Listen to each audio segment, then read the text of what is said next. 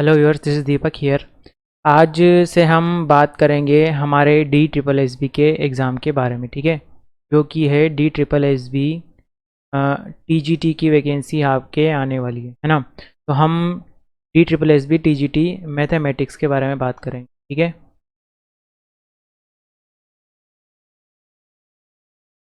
T G T mathematics, T G T mathematics में आपका दो पार्ट होते हैं। पहला होगा आपका पार्ट ए और दूसरा होता है आपका पार्ट बी।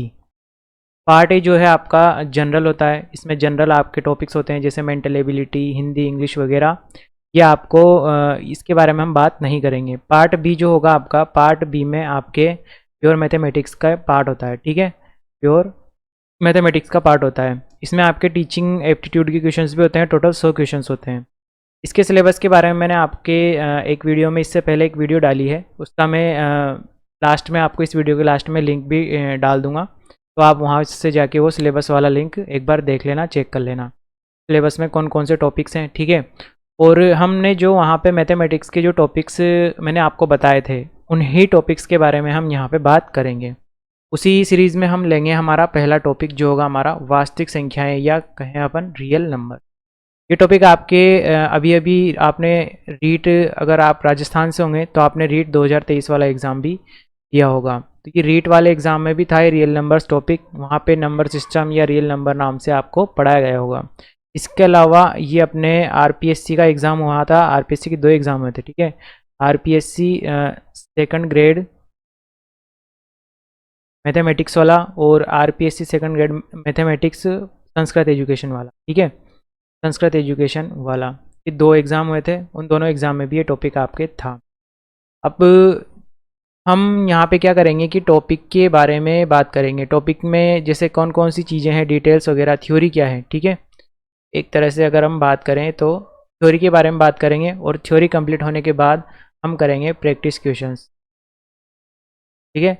प्रैक्टिस क्वेश्चंस, अब ये प्रैक्टिस क्वेश्चंस आपके प्रीवियस ईयर के क्वेश्चंस भी हो सकते हैं, आपके सी टेट का जो एग्ज़ाम होता है उसके भी हो सकते हैं। तो मेरे को जो क्वेश्चन लगेगा अच्छा या टीजीटी में आने लायक अपने लेवल के हिसाब का, ठीक है, हो सकता है मैं आपको प्रीवियस ईयर के टीजीटी के ही क्वेश्चंस, जैसे केवीएस का भी होता है टीजीटी आपका, ठीक है। इसके अलावा ये इसी का डी ट्रिपल एस बी का भी होता है टीजीटी। तो इन एग्ज़ाम्स में प्रीवियस ईयर में जो आए हुए क्वेश्चन हैं, मैं वो भी आपके लिए यहाँ पे ला सकता हूँ। पर पहले अपन क्या करेंगे, जैसे सबसे पहला टॉपिक हम लेंगे वास्तविक संख्याएं, तो इसको कंप्लीट करेंगे, क्या क्या है इसके बारे में डिटेल से बात करेंगे। फिर लास्ट में जब ये कंप्लीट हो जाएगा तो इसके हम क्वेश्चंस भी कंप्लीट करेंगे। तो ऐसे टॉपिक वाइज हमारे लगभग मैंने सिलेबस में आपको बताया है। जो जो टॉपिक्स मैंने आपको वहाँ बताए हैं वो सारे अपने यहाँ पे कवर करने वाले हैं, ठीक है। तो चलते हैं हमारे टॉपिक नंबर 1 के साथ, जो कि है हमारा वास्तविक संख्याएं या रियल नंबर्स। वे संख्याएं जिनका पूर्ण वर्ग धनात्मक हो वास्तविक संख्याएं कहलाती हैं, ठीक है।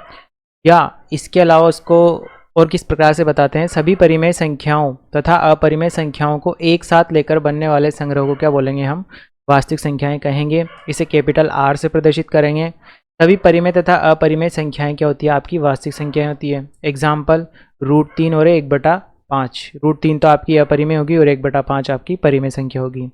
उसके बाद कुछ आधारभूत परिभाषाएं, यानी कि सम बेसिक डेफिनेशंस के बारे में बात कर रहा है ये, कि कुछ आधारभूत परिभाषाएं कौन कौन सी है। संख्याओं से संबंधित कुछ आधारभूत परिभाषाएं आपकी निम्न प्रकार हैं। सबसे फर्स्ट प्रकार है आपका प्राकृतिक संख्याएं, या कहें हम नेचुरल नंबर्स, तो अपन कैपिटल एन से भी डिनोट करते हैं, ठीक है। तो वे संख्या जिनका प्रयोग गिनती के लिए किया जाता है, यानी कि हम गिनने में, काउंटिंग में उनका यूज़ लेते हैं। अर्थात आपकी ये, बस इसका ध्यान ये रखना है कि आपके कहाँ से स्टार्ट होगी, 1 से स्टार्ट होगी, क्योंकि हम गिनना 1 से स्टार्ट करते हैं, ठीक है। जैसे अपने पास कोई वस्तु है, जैसे सेब है, 1 सेब, 2 सेब, 3 सेब, कभी भी 0 से स्टार्ट नहीं करेंगे, 1 से स्टार्ट करेंगे। तो क्या कहलाएगी, आपकी प्राकृतिक संख्या कहलाएगी। सभी प्राकृतिक संख्याओं के संग्रह को कैपिटल एन से डिनोट करते हैं या प्रदर्शित करते हैं। तो एन से प्राकृतिक संख्याओं के समुच्चय को या संग्रह को प्रदर्शित किया जाता है। n = 1 to इन्फिनिटी, जहाँ तक भी आपकी संख्याएं आगे तक जाती है, ठीक है। उसके बाद अगर नीचे हम चले तो उसके बाद आता है आपका पूर्ण संख्याएं। पूर्ण संख्या यानी कि होल नंबर्स, तो हम कैपिटल W से प्रदर्शित करते हैं। तो शून्य सहित, ठीक है, यानी कि शून्य को इंक्लूड कर दें हम किस में, कैपिटल N में, यानी कि प्राकृत संख्या। शून्य जीरो सहित सभी प्राकृतिक संख्याएं पूर्ण संख्याएं कहलाती है। सभी पूर्ण संख्याओं के संग्रह को कैपिटल W से अपन डिफाइन करते हैं या प्रदर्शित करते हैं। तो W इज इक्वल टू क्या आ जाएगा आपका 0 टू इन्फिनिटी, यानी कि 0 1 2 3 अप टू जहाँ तक आप संख्याएं ले रहे हो। उसके बाद आएगा नंबर 3 पर पूर्णांक संख्याएं या इंटीजर नंबर्स। इंटीजर नंबर्स में क्या क्या आएगा, जब पूर्ण संख्याओं को धनात्मक तथा ऋणात्मक चिन्हों के साथ प्रदर्शित करते हैं तो यह समूह पूर्णांक संख्याओं का समूह कहलाता है। यानी कि यहाँ तक तो सबसे पहले तो हमने प्राकृत संख्याएं ली थी 1 से लेकर आगे जहाँ तक भी हम ले रहे हैं अनंत तक।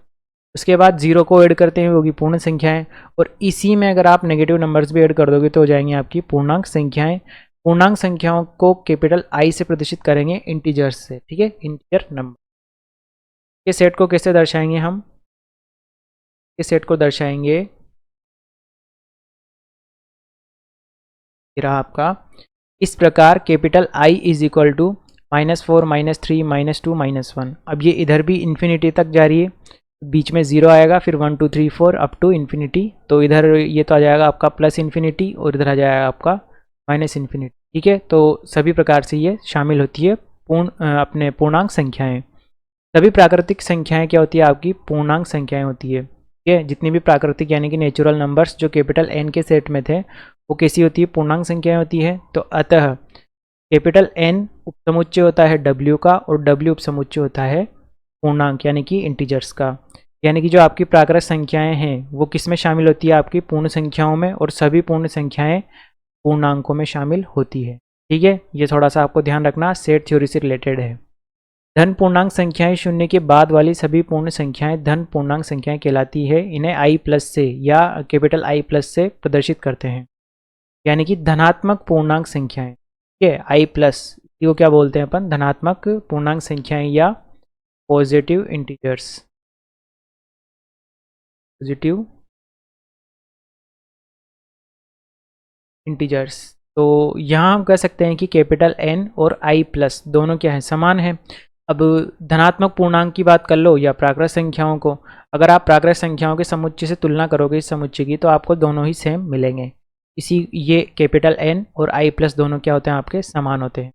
फिर आएगा आपका ऋण पूर्णांक संख्याएं। शून्य के पहले वाली सभी ऋण पूर्णांक संख्याएं कहलाती है। इन्हें I माइनस से प्रदर्शित करते हैं। I minus is equal to क्या जाएगा, -1 -2 -3 -4 अप टू इन्फिनिटी। अब इसमें जब हमने ऋणात्मक पूर्णांक संख्याएं ली है तो शून्य के पहले वाली सभी नेगेटिव इंटीजर्स को हमने इंक्लूड कर लिया है। तो -1 से लेके माइनस इन्फिनिटी तक जाएगा, और 0 शून्य न तो धन पूर्णांक है और न ही ऋण पूर्णांक है। तो यानी कि ये 0 जो है आपका I प्लस से बिलोंग, जैसे अगर मैं इसको लिखूँ 0 does not belongs to I plus, ठीक है, धनात्मक पूर्णांक संख्याओं से बिलोंग नहीं करता, और 0 also does not belongs to I minus, यानी कि ऋणात्मक पूर्णांक संख्याओं से भी बिलोंग नहीं करता आपका, तो आप ध्यान रखना, ठीक है। यदि धन पूर्णांकों में शून्य को भी सम्मिलित कर दिया जाए तो इस प्रकार बनी संख्याओं के समुच्चय को अऋणात्मक पूर्णांक कहते हैं। यानी कि I प्लस धन पूर्णांकों में, धन पूर्णांक कौन से थे आपके, I प्लस वाले, अगर इसमें मैं 0 को भी शामिल कर दूं तो इस प्रकार से बनी संख्याओं के समुच्चय को अऋणात्मक पूर्णांक कहते हैं। यानी कि ये जो आपका समुच्चय है ये होता है आपका नॉन नेगेटिव इंटीजर्स, ठीक है। इस प्रकार जो आपका समुच्चय बनेगा तो हम बोलेंगे नॉन नेगेटिव इंटीजर्स वाला समुच्चय। के बाद नीचे आते हैं, यदि ऋण पूर्णांकों में शून्य को भी सम्मिलित कर दिया जाए तो इस प्रकार बनी संख्याओं के समुच्चय को अधनात्मक पूर्णांक कहते हैं, ठीक है। तो अगर जी ये नेगेटिव वाला था, ठीक है, ये कौन सा वाला था, नेगेटिव वाला सेट, यानी कि I माइनस वाला। I माइनस वाले में मैंने 0 को इंक्लूड कर लिया, तो इसको बोलेंगे हम अधनात्मक पूर्णांक, अधनात्मक पूर्णांक वाला समुच्चय। अधनात्मक पूर्णांक को अपन बोल सकते हैं नॉन पॉजिटिव इंटीजर्स सेट या फिर नॉन पॉजिटिव इंटीजर्स। उसके बाद आती है आपकी परिमेय संख्याएं। परिमेय संख्याओं को इंग्लिश में बोलते हैं अपन रेशनल नंबर्स। जिन संख्याओं को P बटा Q के रूप में प्रदर्शित किया जा सकता है वे संख्याएं क्या कहलाती है, आपकी परिमेय संख्याएं कहलाती है, जहां P और Q दोनों क्या होते हैं, आपके पूर्णांक होते हैं। तथा क्यू नॉट इक्वल टू 0, ये थोड़ा सा आपको ध्यान रखना है। इन्हें कैपिटल क्यू से प्रदर्शित करते हैं, अर्थात क्यू इज इक्वल टू, ये आपका सेट है पूरा मझले कोष्टक में, तो Q is equal to P by Q such that P and Q are integers, यानी कि बिलोंग्स टू कैपिटल आई और क्यू नॉट इक्वल टू, जैसे 2/3 माइनस 1/10, 2/1, 1 से 1/2 आदि कौन सी संख्याएं आपकी परिमेय संख्याएं हो जाए। उसके बाद अगर अपन देखें तो आता है आपका नंबर 5 पर अपरिमेय संख्याएं, यानी कि इरेशनल नंबर्स। अब अपरिमेय संख्याएं कौन सी हैं? जिन संख्याओं को p/q की फॉर्म में प्रदर्शित नहीं किया जा सकता उन्हें अपरिमेय संख्याएं बोलेंगे। यहाँ p और q दोनों क्या होनी चाहिए? पूर्णांक, और q नहीं होना चाहिए आपका 0, यानी q तो 0 होगा ही नहीं, परिमेय हो या अपरिमेय। जैसे √2, √5, √7, √13 आदि कैसी संख्याएं अपरिमेय संख्याएं हैं। यानी कि जैसे अगर मैं √2 की बात करूं तो √2 को मैं किन्हीं भी दो धनात्मक पूर्णांक, जहाँ पे a और b क्या है? धनात्मक है, दोनों धनात्मक पूर्णांक है, यानी कि मैं दो धनात्मक पूर्णांकों के अनुपात के रूप में √2 को प्रदर्शित नहीं कर सकता। ठीक है, जैसे अगर मैं 5 की बात करूँ, संख्या 5, तो 5 क्या है? परिमेय है, क्योंकि मैं इसको 5/1 से निरूपित कर सकता हूँ। जैसे आपकी 4 है, 4 परिमेय है, इसको मैं किससे निरूपित कर सकता हूँ? 2/1 से निरूपित, 8/2 से निरूपित कर सकता हूँ। 8 भी पॉजिटिव है, 2 भी पॉजिटिव है, 8 में 2 का भाग लगाऊंगा तो आपका वापस से 4 आ जाएगा। यानी कि मैंने 4 को दो धनात्मक पूर्णांकों के अनुपात के रूप में प्रदर्शित कर दिया, जहाँ पर क्यू नॉट इक्वल 0, यानी कि क्यू आपका क्या है? 2, या p/q रूप में है। ठीक है, तो 4 क्या है? परिमेय, जबकि वे सभी संख्याएं जिसको अपन a/b रूप में, जैसे √5 हुआ आपका, ठीक है, √7 हुआ, ये संख्याएं आपकी p/q फॉर्म में निरूपित नहीं की जा सकती, तो ये कैसी संख्या है? अपरिमेय संख्याएं हो जाएगी। के बाद चलते हैं हम नीचे, देखो के बाद है काल्पनिक संख्याएं या इमेजिनरी नंबर्स। जैसा कि हम जानते हैं कि एक वास्तविक संख्या का वर्ग कभी भी ऋणात्मक नहीं हो सकता, नेगेटिव नहीं होगा, हमेशा उसका, किसी भी संख्या का आप वर्ग करोगे तो हमेशा धनात्मक संख्या ही मिलेगी। अतः एक ऋणात्मक वास्तविक संख्या का वर्गमूल एक वास्तविक संख्या नहीं हो सकता। ठीक है, ऋणात्मक वास्तविक संख्या का वर्गमूल, यानी कि नेगेटिव का अपन वर्गमूल लें तो वो वास्तविक नहीं होगा। इस प्रकार की सभी संख्याएं जिनमें ऋणात्मक वास्तविक संख्या का वर्गमूल सम्मिलित होता है काल्पनिक संख्याएं कहलाती है। यानी कि आपका अंडर रूट के अंदर नेगेटिव नंबर जब भी आएगा तो कैसी संख्या प्राप्त होगी अपन को? इमेजिनरी। ठीक है, जैसे कि अंडर रूट के अंदर -4, अंडर रूट के अंदर -13, यानी कि अंडर रूट के अंदर नेगेटिव इंटीजर। इससे जो संख्या प्राप्त होगी आपकी वो कैसी होगी? इमेजिनरी या काल्पनिक प्राप्त होगी। उसके बाद है नंबर 7 पर सम संख्याएं या इवन नंबर्स। 2 से विभाजित होने वाली सभी प्राकृत संख्याओं को सम संख्याएं कहते हैं। ठीक है, तो इसमें एक चीज़ और ध्यान देना आप, 2 से विभाजित होने वाली प्राकृत संख्याएं बोला इसने। ठीक है, यहाँ बात किसकी हो रही है? प्राकृत संख्याओं की। यानी कि प्राकृत संख्याओं में हमें पॉजिटिव इंटीजर्स लेना है, और प्राकृत संख्याएं कहाँ से स्टार्ट होती है आपकी? 1, 2, 3 यहाँ। ठीक है, तो नेगेटिव वाली को नहीं लेना, सम संख्याओं में नेगेटिव वाली को नहीं लेना, इस चीज़ के बारे में ध्यान रखना, बहुत छोटी बात है। 2 से विभाजित होने वाली प्राकृत संख्याओं को क्या बोलेंगे? हम सम संख्याएं बोलेंगे, जैसे 2, 4, 6, 8 और 10। नोट देखिएगा आप, सम संख्याओं का योग तथा गुणनफल हमेशा क्या होगी? एक सम संख्या होगी। ठीक है, यानी कि 2 सम संख्याओं को जोड़ोगे आप तब भी सम मिलेगी, और 2 सम संख्याओं का गुणा करोगे तब भी सम मिलेगी। किन्हीं भी 2 सम संख्याओं का अंतर हमेशा क्या होगी? एक सम संख्या होगी। यानी कि 2 सम संख्याओं का, यानी कि 2 इवन नंबर्स को आप चाहे तो जोड़ लो, चाहे तो घटा लो, और चाहे गुणा कर लो।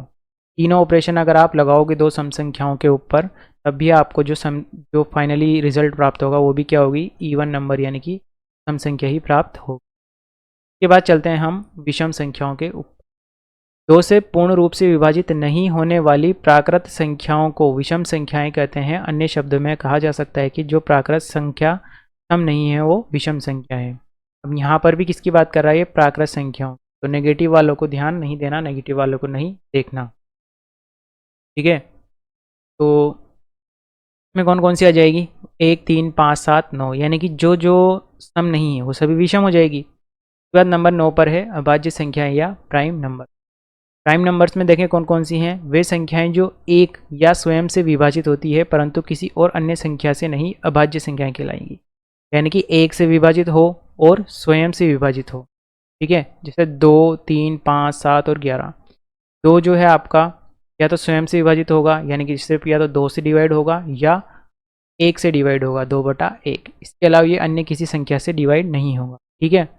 तो ये 2 क्या है, अभाज्य संख्या है। और एक चीज़ और ध्यान रखना आप, 2 सबसे छोटी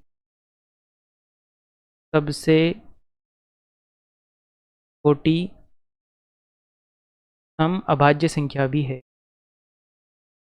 सम अभाज्य संख्या है आपकी 2, ठीक है।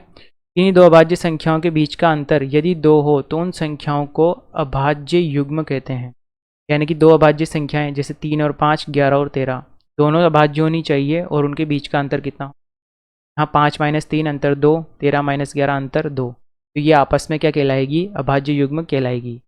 नोट, 2 ही एक ऐसी सम संख्या है जो अभाज्य संख्या भी है तथा 2 ही प्रथम अभाज्य संख्या है। यानी कि 2 एकमात्र ऐसी संख्या है जो सम है फिर भी अभाज्य है, ठीक है। और 2 के अलावा ऐसी कोई सम संख्या एग्जिस्ट नहीं करती। ध्यान देना, सम संख्या, ठीक है। 2 के अलावा ऐसी कोई सम संख्या एग्जिस्ट नहीं करती जो कि आपके अभाज्य हो, क्योंकि 2 के जैसे आप आगे बढ़ोगे तो कोई भी संख्या जो कि सम होगी उसमें 2 का भाग जरूर जाए। 2 के अतिरिक्त अन्य सभी अभाज्य संख्याएं विषम संख्याएं हैं, लेकिन सभी विषम संख्याएं अभाज्य संख्याएं नहीं होती, ठीक है। 2 के अलावा जितनी भी अभाज्य संख्याएं हैं, यानी कि सम तो हो ही नहीं सकती, तो कैसी होगी, विषम होगी। और सभी विषम संख्याएं भी अभाज्य संख्याएं नहीं होती। जैसे कुछ विषम संख्याएं ऐसी भी होती है जो अभाज्य नहीं होती, जैसे कि आपका 9 है, 9 है, 9 आपका विषम संख्या है लेकिन भाज्य है किससे, 3। कितनी बार कटेगा, 3 बार, 3 बार भाग चला गया पूरी बार। तो 9 क्या है, आपकी विषम संख्या है पर अभाज्य संख्या नहीं। के बाद चलते हैं हम सह अभाज्य संख्याएं, को प्राइम नंबर्स, ठीक है। सह अभाज्य संख्याएं, को प्राइम नंबर्स में कौन सी संख्याएं हैं, 2 संख्याएं x तथा y सह अभाज्य संख्याएं होंगी यदि इनके महत्तम समापवर्तक का मान 1 हो, अर्थात 1 के अलावा इनका कोई भी सार्वनिष्ठ गुणनखंड नहीं होगा। यानी कि दोनों में 1 से 1 ही कॉमन आएगा। जैसे 9 और 2, इन दोनों में से अगर आप कॉमन लेने की कोशिश करोगे तो 1 ही कॉमन आएगा। 5 और 6 में से भी 1 आएगा, 11 और 15 में से भी 1 ही कॉमन आएगा।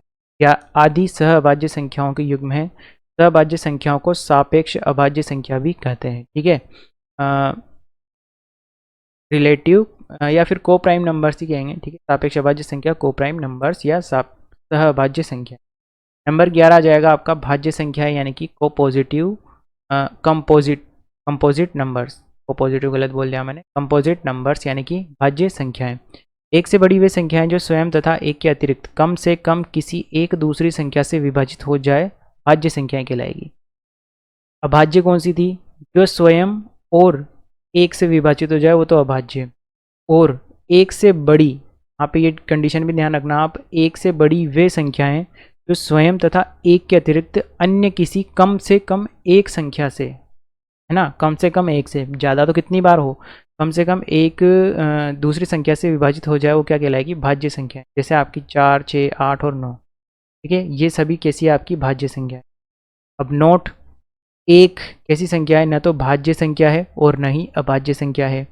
यह आपका ध्यान रखने वाला पॉइंट है कि भैया एक कैसी संख्या है, भाज्य या अभाज्य। एक न तो भाज्य है, एक न ही अभाज्य है। सहअभाज्य संख्याएं स्वयं अभाज्य हो यह आवश्यक नहीं होता, ठीक है।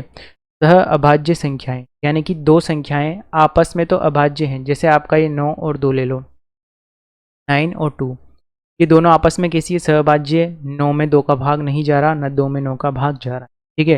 लेकिन फिर भी क्या है, 2 तो कैसी है, भाज्य संख्या, सॉरी 9 तो कैसी है, भाज्य संख्या, और 2 कैसी है, अभाज्य संख्या। इसी प्रकार 5 और 6 की अगर मैं बात करूं, ये आपस में सहभाज्य संख्याएं हैं, लेकिन 5 कैसी है, अभाज्य संख्या, और 6 कैसी है, भाज्य संख्या। इसी प्रकार 11 और 15 की बात करो, 11 और 15 आपस में कैसी है, सहभाज्य संख्याएं, यानी कि दोनों का आपस में भाग नहीं जा रहा। लेकिन 11 कैसी है, आपकी अभाज्य संख्या, और 15 कैसी है, भाज्य संख्या। 15 में किसका भाग जा रहा है, आपका 3 का, ठीक है। तो ये वाला पॉइंट भी अच्छा पॉइंट, ये वाला ध्यान रखना ही है, एक न तो भाज्य हो न ही अभाज्य संख्या होती है। उदाहरण नंबर 1, 0 और 50 के बीच में अभाज्य संख्याओं की संख्या कितनी होगी। ठीक है, 0 और 50 के बीच में टोटल कितनी अभाज्य संख्याएं हैं। ठीक है, सॉल्यूशन देखना आप, 0 और 50 के बीच अभाज्य संख्याएं कौन कौन सी आएगी। इसमें एक चीज़ का ध्यान रखना, अब देखो अगर आप इनको काउंट करोगे तो 15 संख्याएं आएगी, है ना। अब अगर आपने एक को भी काउंट कर लिया, अगर आपने एक को भी अभाज्य संख्या में काउंट कर लिया तो 15 के बाद जस्ट आएगा आपका 16, वो भी ऑप्शन में है। अगर आपने 2 को काउंट नहीं किया सम संख्या समझ के तो 15 से जस्ट छोटा ऑप्शन 14, वो भी ऑप्शन में है, तो आपके गलती करने के चांस हैं। तो ये इस तरह के क्वेश्चंस जो हैं आपसे वो पूछेगा। ठीक है, तो 0 और 50 के बीच में अभाज्य संख्याओं की संख्या कितनी है। 15 कौन कौन सी, 2, 3, 5, 7, 11, 13, 17, 19, 23, 29, 31, 37, 41, 43 और 47। अतः अभिष्ट अभाज्य संख्याओं की संख्या कितनी है, 15। ठीक है, ये डायरेक्ट भी ध्यान रख सकते हो आप कि 0 और 50 के बीच में टोटल अभाज्य संख्याएं कितनी है, 15 अभाज्य संख्याएं हैं। इन 15 अभाज्य संख्याओं में स्वयं और एक के अलावा और अन्य किसी संख्या का भाग पूरी बार नहीं जाएगा। देखो नेक्स्ट है आपका एग्जाम्पल नंबर 2, निम्नलिखित में से परिमेय संख्या कौन सी। ऑप्शन नंबर 1 में है 1.0100100001, ऑप्शन नंबर 2 में है 2.371371 अप टू आगे तक जा रहा है, थर्ड में है √2-1/√2+2 और फोर्थ में है पाई। ठीक है, इसमें पूछा है आपका परिमेय संख्या कौन सी। इसके बारे में हम आगे बात करने वाले हैं, शांत और अशांत दशमलव संख्याओं के बारे में। लेकिन अभी के लिए देखें तो इसमें सॉल्यूशन क्या माना है इसने, 2। कैसे आया देखो, माना x बराबर 2.371371, इसको मैंने मान लिया x, समीकरण नंबर 1 दे दिया, दोनों पक्षों में 1000 से गुणा किया, 1000x बराबर 1000 से गुणा करने पर यह आपका जो दशमलव है 3 संख्या आगे खिसक जाएगा, तो 3, 7 और 1 के बाद, यही से 1 के बाद यहाँ पर दशमलव लगा दिया। समीकरण नंबर 2, समीकरण 2 में से 1 को क्या किया, घटा दिया, तो ये 1000x में से x घट जाएगा और यहाँ इन संख्याओं में से ये संख्या, तो क्या आएगा 2369। इधर बचेगा 999x, इधर बचेगा 2369, तो x इज इक्वल टू 2369/999। अतः 2.371371 क्या है, आपकी एक परिमेय संख्या है। ठीक है, ये तो हुआ इस प्रकार से देखने का, और इसके जस्ट बाद में आने वाला है शांत और अशांत दशमलव संख्या के बारे में। ये इससे आपको और ऊपर वाला एग्जाम्पल और अच्छे से क्लियर हो जाएगा। ठीक है, शांत और अशांत दशमलव यानी कि terminating and non terminating decimal. शांत और अशांत दशमलव से संबंधित परिभाषाएं क्या है आपके, निम्न प्रकार हैं। शांत दशमलव यानी कि टर्मिनेटिंग डेसिमल किसको कहते हैं, प्रत्येक परिमेय संख्या प्राय एक विशिष्ट गुण रखती है तथा परिमेय संख्याओं के अंश को हर से भाग देने पर यदि कुछ चरणों के बाद शेषफल 0 हो जाता है, अर्थात कुछ परिमित चरणों के बाद दशमलव का प्रसार क्या हो जाता है, अंत हो जाता है, तो ऐसी संख्याओं के प्रसार को शांत दशमलव कहते हैं। शांत दशमलव क्या कहेंगे, टर्मिनेटिंग, यानी कि उसमें पूरी बार भाग चला जाएगा, एक समय के बाद वो भाग मतलब रिपीट नहीं होगी संख्याएं, उसके दशमलव प्रसार का क्या हो जाएगा, अंत हो जाएगा।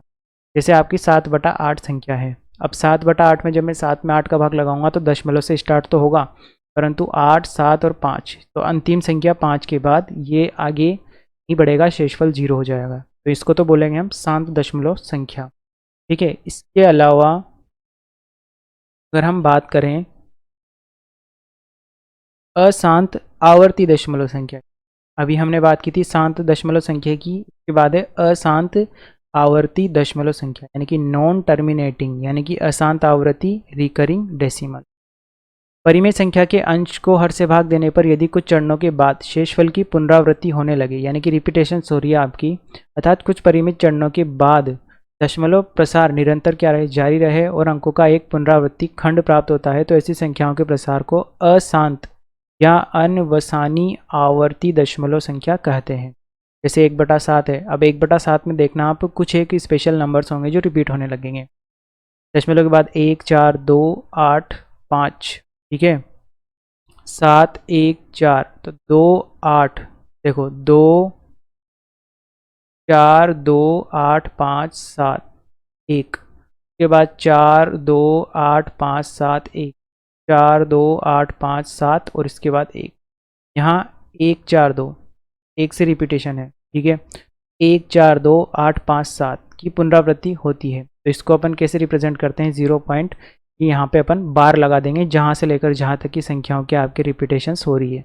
1 4 2 8 5 7, 1 4 2 8 5 7, फिर वापस से 1 4 2 8 5 7, वापस से 1 4 2 8 5 7 के रूप में लिखते हैं, जहां अब ये यहाँ पे ख़त्म नहीं हुई, ये यहाँ पे आगे भी कंटिन्यू हो रही है बार बार। लिखते हैं इसके रूप में लिखते हैं जहां अंकों के ऊपर लगाया गया दंड यानी कि बार अंकों के उस खंड को प्रकट करता है जिसकी पुनरावृत्ति होती है। यानी कि जो स्पेसिफिक नंबर्स आपके रिपीट हो रहे हैं उन्हीं के ऊपर ये आपका बार वाला साइन लगाया जाएगा।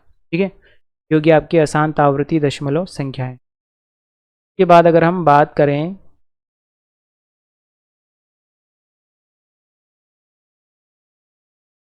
इसके बाद हम बात करें अनवसानी अनआवृत्ति दशमलव संख्या यानी कि non terminating non recurring decimal. अनवसानी अनावर्ती दशमलव संख्या एक अपरिमेय संख्या का दशमलव प्रसार अनवसानी अनावर्ती होता है यदि वह संख्या जिसका दशमलव प्रसार न तो शांत होता है न ही अशांत आवृत्ति होता है। यानी कि न तो शांत आवृत्ति होगी न ही अशांत आवृत्ति अनवसानी अनावर्ती दशमलव कहलाती है। जैसे √2, ये न तो कैसी संख्या है, अपरिमेय संख्या लेनी है इसका दशमलव प्रसार अनवसानी अनावर्ती होता है। ठीक है, यानी कि अपरिमेय संख्या का जब भी हम प्रसार करेंगे तो अनवसानी अनावर्ती होगा। यानी कि कुल मिला के अपरिमेय संख्या की बात कर रहा है ये। तो √2 का अगर आप प्रसार करोगे तो अनावर्ती का मतलब ये है कि जैसे आपको इससे पहले मैंने बताया था कि एक फिक्स संख्याओं के बाद वो संख्याएं रिपीट होना स्टार्ट हो जाती है, लेकिन इसमें ऐसा नहीं होता। ये आपकी संख्याएं क्या है, बदल बदल के आती रहेगी, कोई एक फिक्स पैटर्न नहीं मिलेगा। तो अब इस पे आधारित एक प्रमेय बताया इसने कि एक परिमेय संख्या का दशमलव प्रसार या तो क्या होगा आपका शांत होता है या अनवसानी आवृत्ति होता है। साथ ही वह संख्या जिसका दशमलव प्रसार शांत या अनवसानी आवृत्ति है एक परिमेय संख्या होती है। यानी कि ये प्रमेय जो है आपका दोनों साइड से है। यानी कि अगर एक परिमेय संख्या है तो उसका दशमलव प्रसार या तो क्या होगा आपका शांत होगा, शांत यानी कि टर्मिनेटिंग होगा, यानी कि दशमलव के कुछ संख्याओं के बाद उसका आगे प्रसार यानी कि उसमें शेषफल 0 बन जाएगा, या फिर क्या होगा अनवसानी आवृत्ति होगा, यानी कि वो एक टाइम के बाद रिपीटेशन स्टार्ट हो जाएगा, तो वो भी कैसी होगी, परिमेय संख्या होगी। साथ ही वह संख्या जिसका दशमलव प्रसार शांत या अनवसानी आवृत्ति है एक परिमेय संख्या होती है। यानी कि इसी रिलेशन को मैं दोनों साइड से यानी कि फॉरवर्ड और बैकवर्ड दोनों साइड से प्रूव कर सकते हैं। यानी कि या तो परिमेय संख्या है तो या तो शांत होगी या अनवसानी आवृत्ति होगी, और यदि कोई संख्या शांत या अनवसानी आवृत्ति हो तो डेफिनेटली परिमेय संख्या होगी। प्रमेय नंबर 2 क्या है, वह संख्या जिसका दशमलव प्रसार अनवसानी आवृत्ति होती है अपरिमेय संख्या होती है। ठीक है, यहाँ पर ये आवृत्ति नहीं आएगा, अनावर्ती आएगा। ठीक है, अनवसानी अनावर्ती यानी कि ऐसी संख्या जिसके दशमलव प्रसार में रिपीटेशंस ना हो। ठीक है, रिपीटेशंस नहीं होंगे तो वो संख्या कैसी होगी, आपकी अपरिमेय संख्या होगी। अब अभी अपन जो ऊपर एक एग्जाम्पल देख के आए थे परिमेय और अपरिमेय संख्या वाला, उसमें से पहचानना था कि कौन सी संख्या परिमेय है। तो जिस संख्या में आपका दशमलव का प्रसार अनावर्ती होगा यानी कि उसमें रिपीटेशंस एक फिक्स टर्म के बाद रिपीटेशंस नहीं होंगे, ठीक है, तो वो कैसी होगी, आपकी अपरिमेय संख्या होगी। ठीक है, तो ये परिमेय और अपरिमेय संख्याओं को पहचानने का एक तरीका भी बोल सकते हो आप। ठीक है, तो मैं यहाँ आज यहीं पर स्टॉप कर रहा हूँ। मिलते हैं अगली वीडियो में, इसी टॉपिक को अपन कैरी ऑन करेंगे, आगे लेके चलेंगे, जहाँ पे अपन बात करेंगे अशांत आवृत्ति दक्षांश का a/b रूप में परिवर्तन टॉपिक के। ठीक है, तो मिलते हैं नेक्स्ट वीडियो में।